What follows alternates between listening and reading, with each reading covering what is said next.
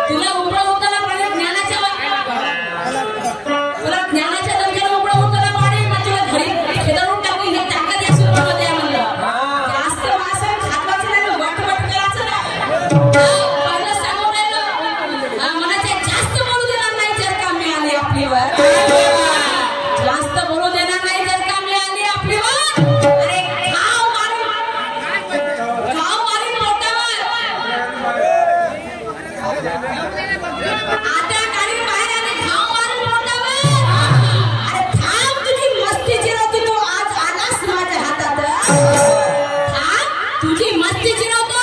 तू आज आलास माझ्या हातात काढतो तुझी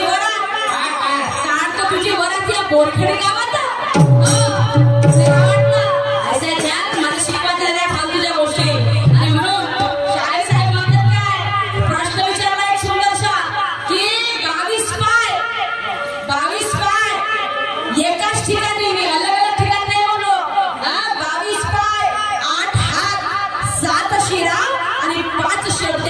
कोणास आहे तर मग ते 22 प्रतिज्ञा 5 पंचशिला 8 अष्टगाथा आणि 7 मध्ये सप्तशिला अरे हे तुम्ही शायरी आहे आता मी एकाच ठिकाणी बोललो मी अलग नाही बोललो आणि एवढं मोठं त्या पंचशिलाने तू त्या गौतम बुद्धांनी जे पंचशिला आपल्याला सांगितलेलं आहे त्याला तू 5 शब्दात उदाहरण दिलास का त्याची शायरी आहे का तुझी 22 प्रतिज्ञा म्हणजे काय कोणत्या प्रतिज्ञेचं पालन केलं का तुला 22 मधून कोणत्या पायी चालू केलंस तू एखाद्याने काय येण्या पर्सनल फुलं लावल्यानं होत नाही शाळेत दारू पिणार नाही चोरी करणार नाही वाईल बोलणार नाही व्यभिचार करणार नाही कोणते शिले का त्यामध्ये या पायी चालू केलंस का तू शायरी करून आला श्याम बाबा मला सांगतो बाई मला दाबून 5 नाही का तो मी एका राऊंड मध्ये खेळायची बेंगाड्या मोठा माणसाला शायरी अशी केला म्हणायच्या लाख चतुर आहे मग समुद्र अरे लाख चतुर आहे मग समुद्र का विश्व कर सकता शेरनी के आगे कोई कुत्ता बोल नहीं सकता अरे हाथ तुझे सलाम दिलाएंगे हाथ तो तुझे सलाम दिलाएंगे नहीं तो इस भरी महफिल में तेरे सर के बाल नीलाम कर देंगे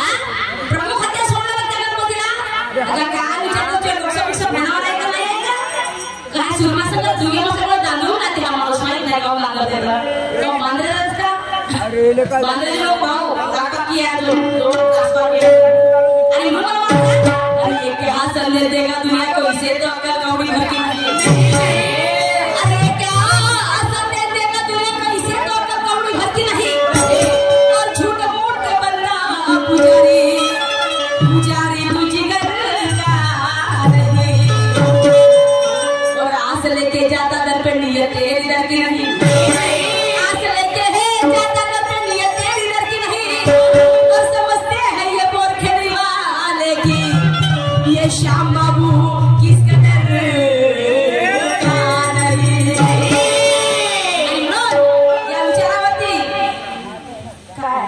नवयुवक गणेश मंडळातर्फे 100 रुपयाचा पुरस्कार आलेला आहे. मी आणि माझे पाटील यांचे खूप आभार आहे. धन्यवाद.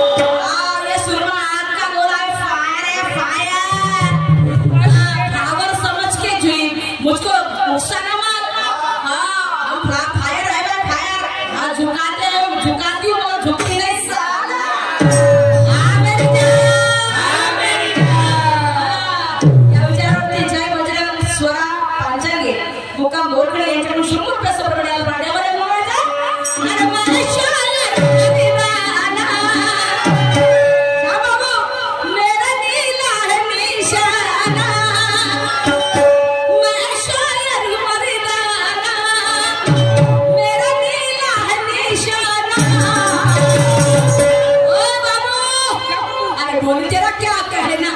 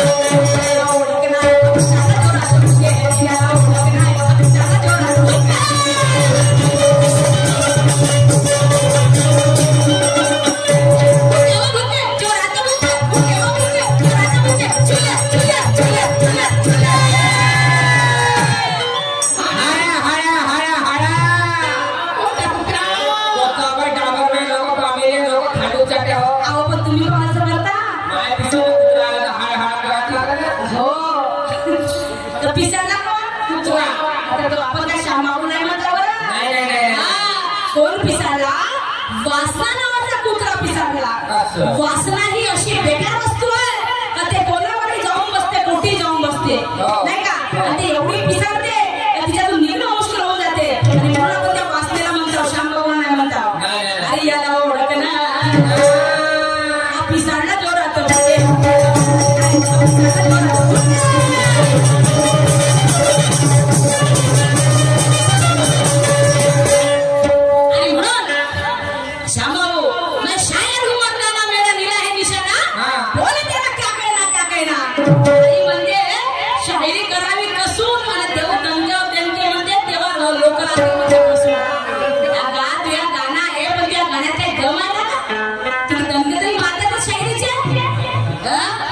उदाहरण घ्यायचं ते तरी सांगितलं बरं नाही सांगितलं पण तुम्ही हे शाहीर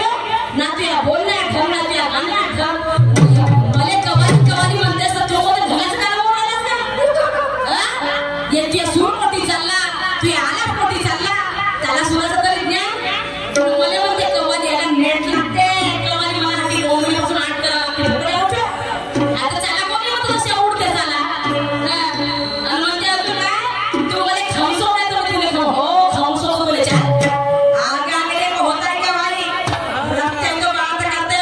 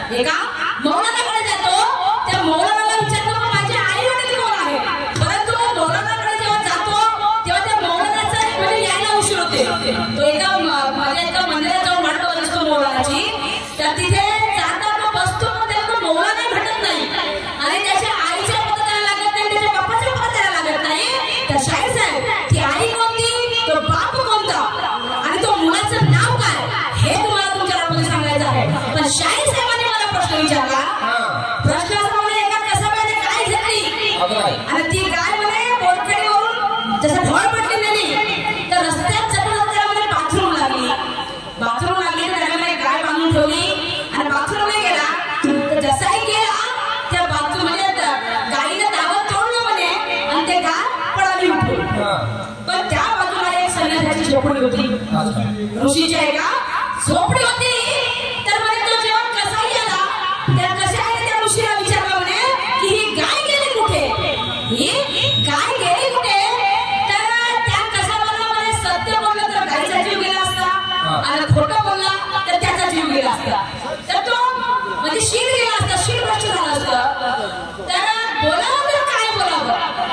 काय सांगावं तर ह्या त्या ऋषीसमोर प्रश्न पडला तर त्या ऋषीने काय म्हटलं असं शाहीर साहेबांचा प्रश्न आहे शाहीर साहेब याच्या आधी मी तुम्हाला बोललो होतो की तो जो ऋषी होता तो मौन धारणेमध्ये होता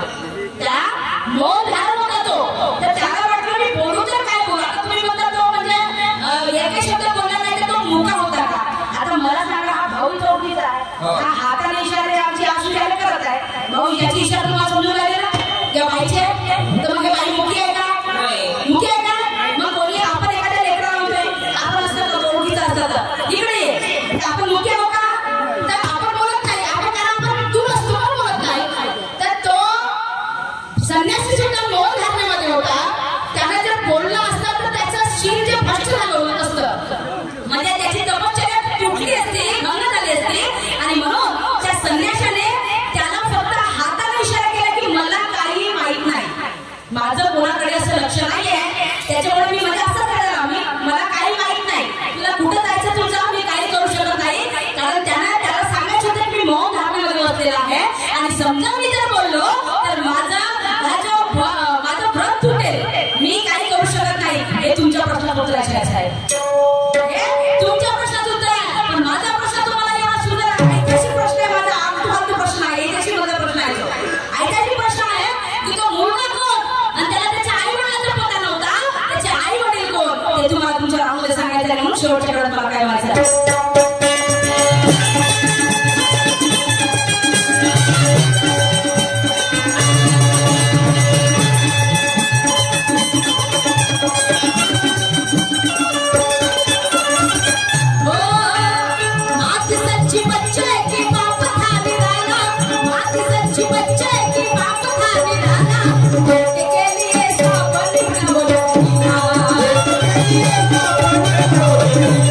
Hey,